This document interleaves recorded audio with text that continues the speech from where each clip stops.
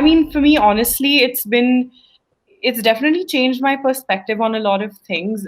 Off the top of my head, just even I guess my work style is different. I think, in India, maybe punctuality wasn't always the best norm that people follow here, but that's something about me personally that's changed. I've also, I think, I have a more global mindset on a lot of things. There's so many issues that you kind of go to New York, you're living there. It's one of the most liberal, open-minded cities in the world, super diverse. So the kind of people I've met, the kind of people I've interacted with, I think a lot of that has taught me, and I've had some great and very valuable experiences because of that. So even coming back, I think when I initially started working in India, like the one amazing quality of living in New York was that I think if you've lived there, you can just genuinely live anywhere. And if you've been an NYU student, you're very adaptive. You actually become pretty jugadu, in the traditional sense of the word. And I think for me, it wasn't very difficult to resettle back into, life here because a lot of my friends were also back, and just even the work environment I was in was pretty great. So That's great. I think, yeah, I have no, I mean, I'm really, really glad. It was a great experience for me. Yeah, I think you mentioned great takeaways, and I'm sure listeners who want to experience vicariously the life of a NYU student will get to Yeah. know more in this conversation. So, about your academic experiences, like I know GLS is a more gen ed, humanities, social science core Yes. focused, Yeah. and then you also did a math major. Yeah. So, how does it work, the GLS slash the math major? So the GLS, so it was called the Liberal Studies program back in the day, and then GLS was your 4-year degree, Global Liberal Studies. So LS was only for 2 years. It's kind of like an associate degree in a way, and you, alongside your other classes, your electives, a majority of your classes tend to be your core humanities, like classes based on writing, based on history, geography, social foundations, cultural foundations. So your first year is very liberal studies heavy, and then you get an extra elective. Your second year, they lessen the load, and you get to take more electives in a different major. Eventually, the major you want to transition into. So essentially, I was doing that program for 2 years. And after that, I started taking my math and economics electives on the side. So initially, I wanted to do an econ major, but I eventually transitioned into doing math because I realized I enjoyed it more and I felt like it was more challenging for me as well. And then after 2 years, I just went into the College of Arts and Sciences and continued my math major. Great. So, life of a math major, how would you Hmm. kind of describe that journey in terms of courses you select, the different tracks math majors could choose, Choose. and then how do you kind of figure out internships and other opportunities related to what you're studying? Sure. So with math, I think typically students tend to go into tech, into the technology space, or otherwise into like the very quantitative parts of finance. So risk management, actuarial science. They go into eventually. A lot of people even do like math and physics majors side by side. Of course, if you're math and computer science, you end up wanting to, of course, apply to all the technology companies and also data science.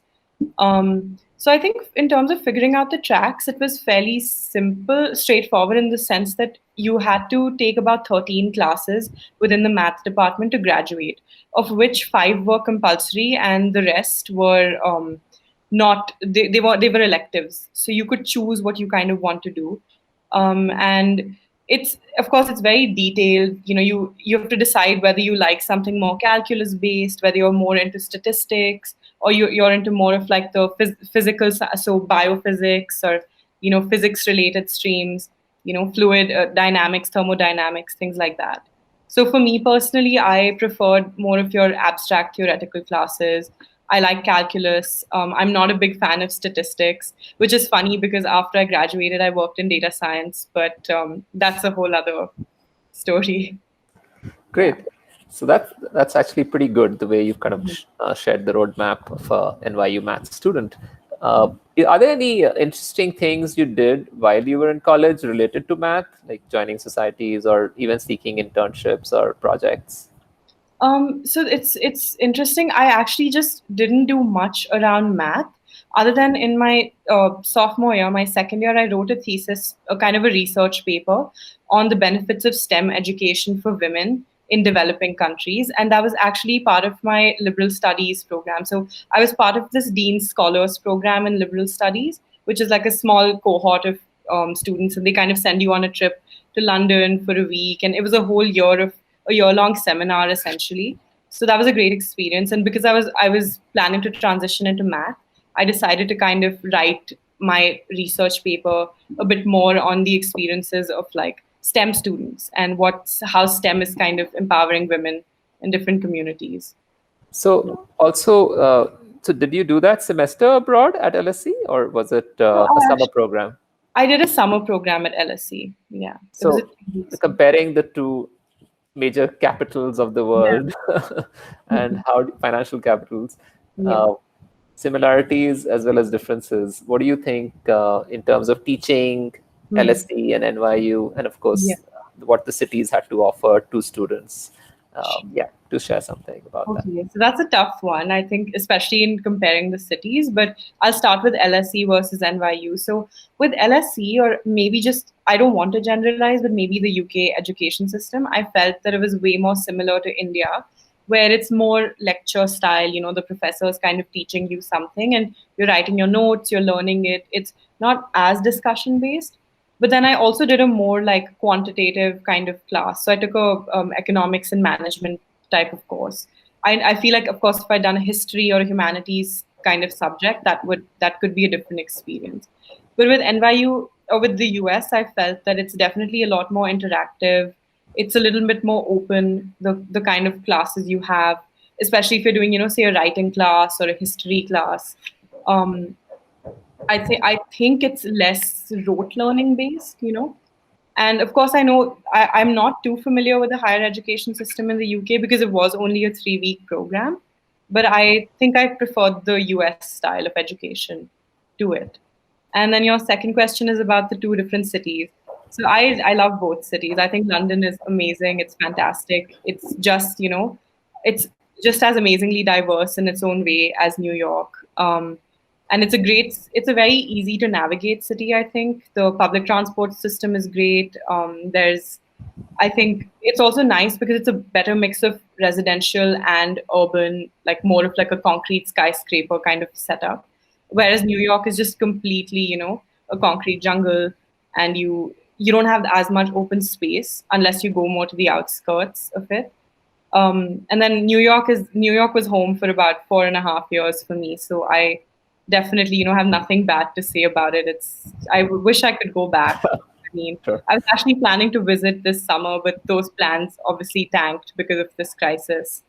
So it's been, yeah. Right. So, yeah, moving forward, I think learning about things that you did after you graduated and Mhm. choosing to be in India, your first job at Clicks, Yeah, and 3 years there. yeah. What is it that you think connected the dots from your experiences at NYU and LSE, and then applying it to work in India?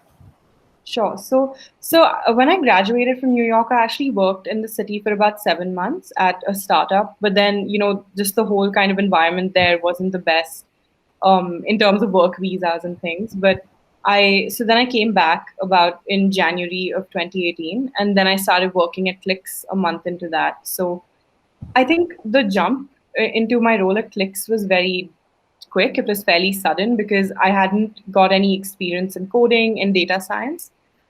Just to backtrack a bit, Clicks is a fintech company. It's a financial services, like an NBFC, an alternate banking kind of company.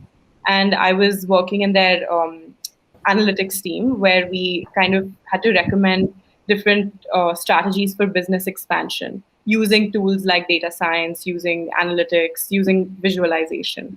So I think my math experience definitely helped me to learn quickly how to at least to code, at least how to quantitatively apply a lot of the theories you've learned, how to like use a very kind of solid logic in arriving at conclusions. And it was a great first experience for me because I had great opportunities to learn within the company. It was kind of relatively new then, and I was one of the youngest people when I joined. I think I was the youngest person when I joined, like at least for the first 6 months. So they did tend to pamper me and the company too. And it was, I I would say that definitely my undergrad experience helped a lot in quickly learning what the business was about.